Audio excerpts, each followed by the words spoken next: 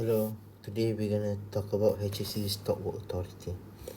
We're gonna cover on the basic of Stock Work Authority. What is a basic Stock Work Authority? Why is it important in the organization? How can you implement Stock Work Authority in your workplace? When do you need to perform stock work? What are the the common step by step to perform stock work? And common example of Stock Work Authority in the major companies. So what is actually stop-work authority?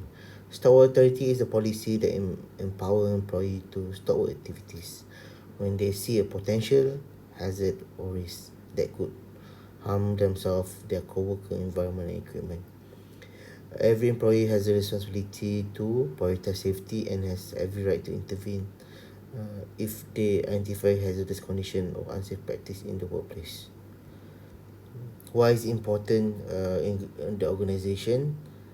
It's related to the cost, reduction in accident related costs, fewer costs association with the medical expenses, legal fees, insurance claim and workers compensation. We could also avoid any compliance and avoid any fines. Adherence to regulatory safety standard through Stock Authority help organization avoid substantial fine and legal sanction. Compliance also reduce the potential for costly shutdown mandated by regulatory bodies. It also enhance safety. Stock Authority prioritize safety above all else, reducing the risk of accident, injury or environmental accident in the workplace.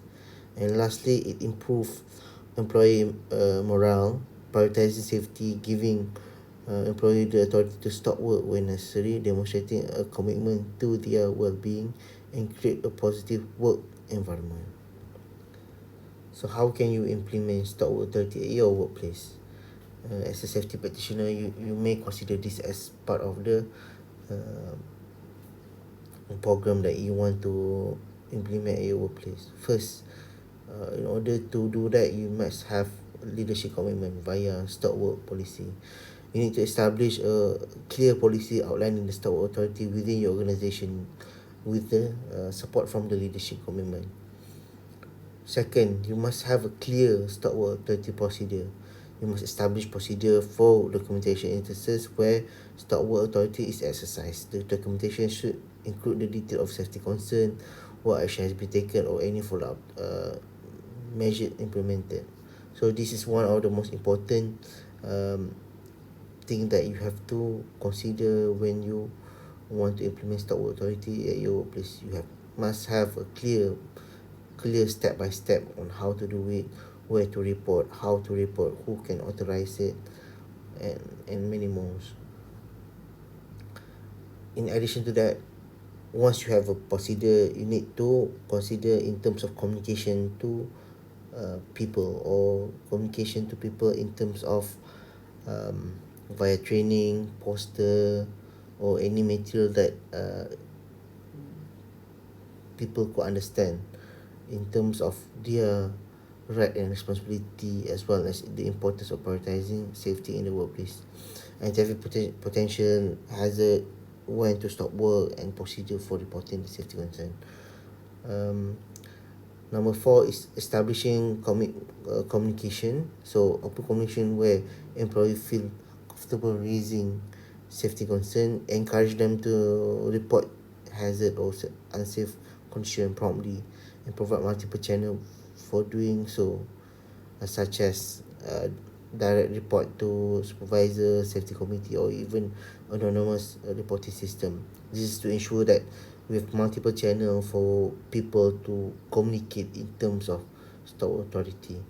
Sometimes they are not comfortable with their direct superior, or people around them. They might consider using anonymous reporting system. And lastly, this is one of the most fundamental thing in terms of stop authority. In terms of empowerment, make it clear that safety is a top priority and the employee will not face any repercussion for using their authority to prevent accident and injuries. This is the most important thing that we have to embed in terms of the culture of the people, that they will not be punished when they exercise this stock work authority.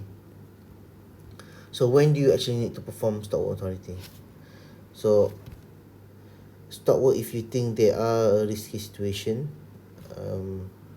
You see here, if they are performing work without a clear process or procedure, you might want to stop work and clarify with the team. Stop work if a hazardous condition is detected.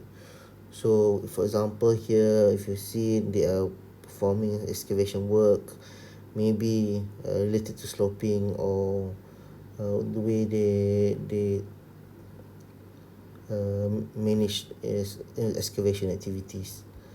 Stop activities that's not compliant with the authorized work permit. So every work at place, usually they have a permit to work. So from there you can actually identify what are the non-compliance at site, and then you can actually stop work if they are not complying with the procedure or the permit.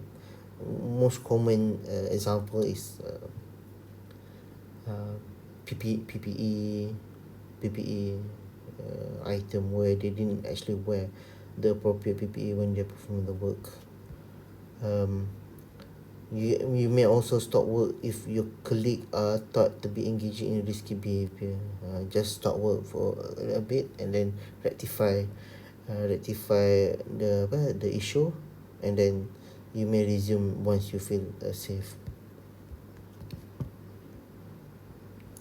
So next is one of the basic step by step to perform stop work authority. Stop work when there's imminent danger to the safety and health of the worker. If you feel unsafe condition at the workplace, or unclear work procedure or job step, or non-compliance to the permit, then you need to notify or immediately inform all the affected personnel and supervisor to issue stop work. Then what you need to do is to correct, eliminate potential hazard, clarify with appropriate parties on the imminent danger, and then so that you could actually rectify all the issue. Then once you feel safe, you may resume your work and make sure that all the mitigation or control measures are in place prior resuming the work. Lastly, these are the common example of stop work authority by company or agencies. If you see here, this is HAS company. You may read this article. It is from the website itself. So it talks about stopping an operation is better than risking a single injury. Company leadership maintains its message continually, reinforced by HAS leaders around the world, and the concept of HAS Stop Work program. The program empower people associated with the company to keep their eye peeled for unsafe behavior or faulty equipment, and encourage them to pull the plug so that no one gets hurt. It is simple message redefine the concept of whistleblowing from negative to positive. Emphasis of looking into the other way around is not a HAS way. The reprisal of fallout of stopping work, or even where the operating down for root of the cause possible hazard cost around 1 million. So this is one example. Another example of PTTEP. This is one of the oil and gas company as well. If you see here, they have a lot of program in it, but then one of the program that they embark is PTTEP empower all its employee and contractor to stop work when unsafe condition or behavior is detected. So these are some of examples that company are subscribing to the stop work authority, so that they could reap the benefit of safety of the people, and also avoid any cost injury related. Okay, let's strive to develop HSE system to achieve 3S: systematic, suitable, and sustainable. And always remember that every accident is preventable. Okay, thank you.